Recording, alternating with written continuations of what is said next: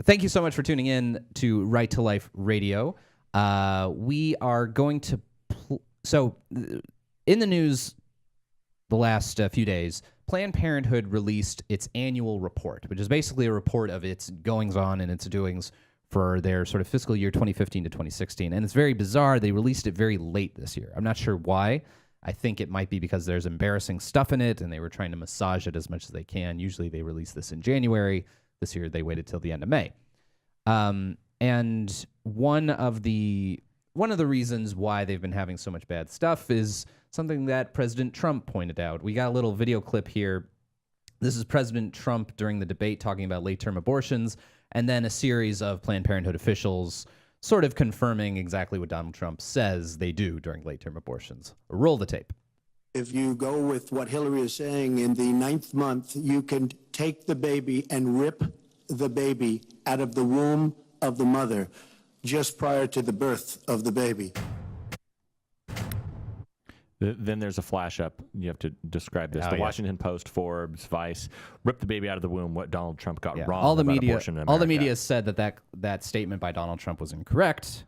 Let's continue with the tape and hear from some Planned Parenthood officials how they would describe late-term abortion. It's a tough little object, and taking it apart. Wow.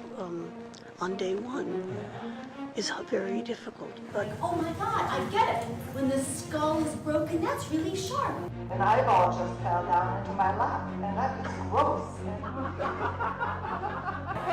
The body at the cervix and pull off the head.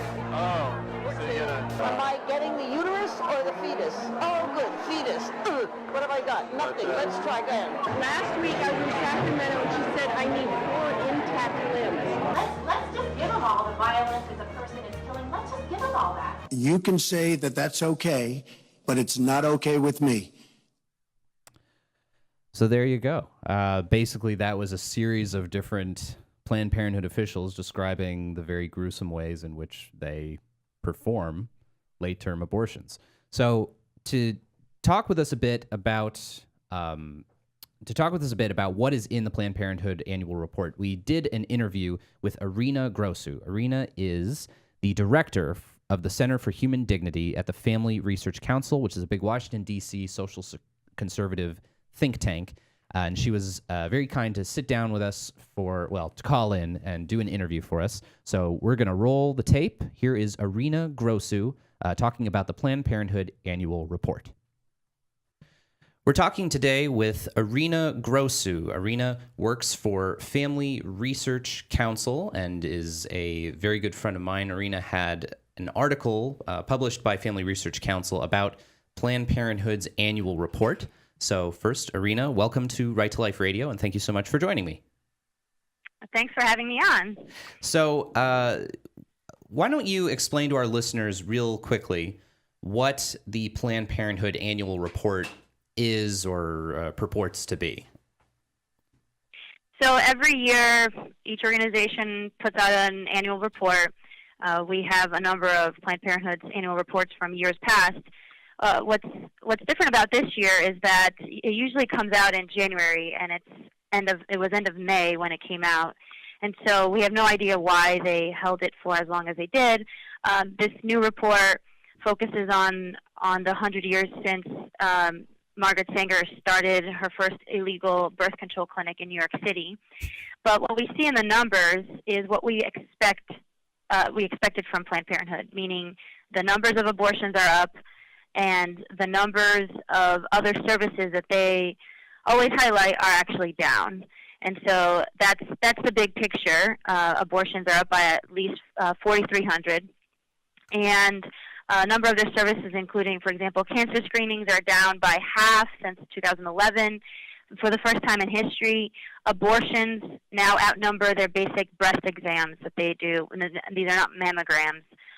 So that's not the same number they had in the past. Even their patient numbers are down by 100,000. So 100,000 less people went to Planned Parenthood in 2015, 2016. Yeah, and it's really remarkable because despite of this decrease we're seeing in service, what we're seeing at the same time is more government funding, more money than they've ever received before. And maybe you could speak to the numbers about how well they're doing on the business side, in spite of the fact that they're doing less in terms of actual healthcare services. So they saw a $900,000 increase in the amount of money they received from federal funding. And this amount this year in 2015, 2016 was $554.6 million, which is the highest that they have ever received in government funding. They also made $77.5 million in profit, and which is up by almost $20 million from the year before that.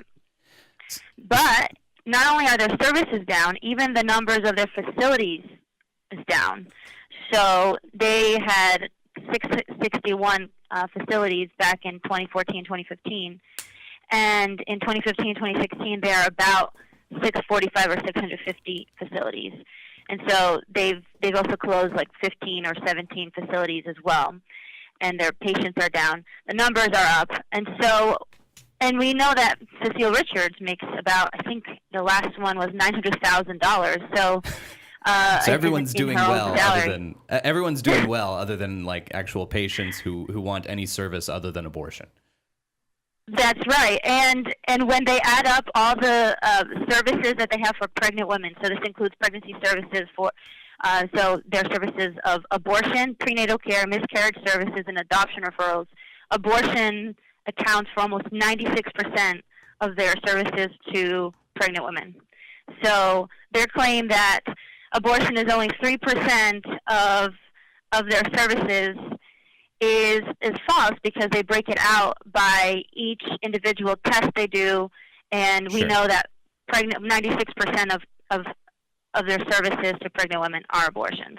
Right, and it's it's staggering. One of the things from we have about 2 minutes left in this segment, Arina.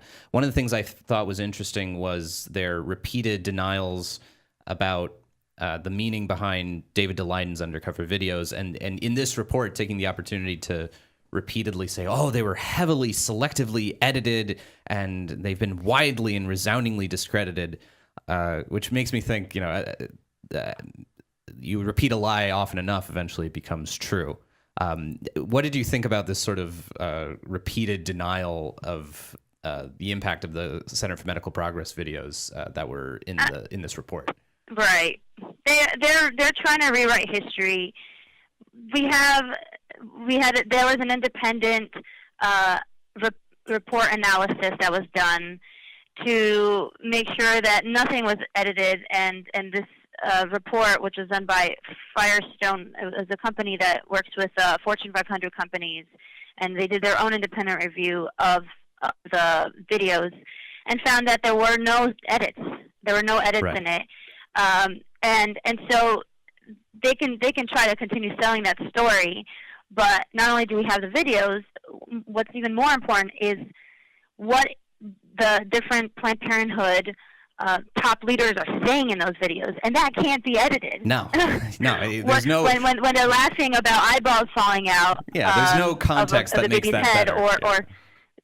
or selling brains and livers and tearing apart limbs.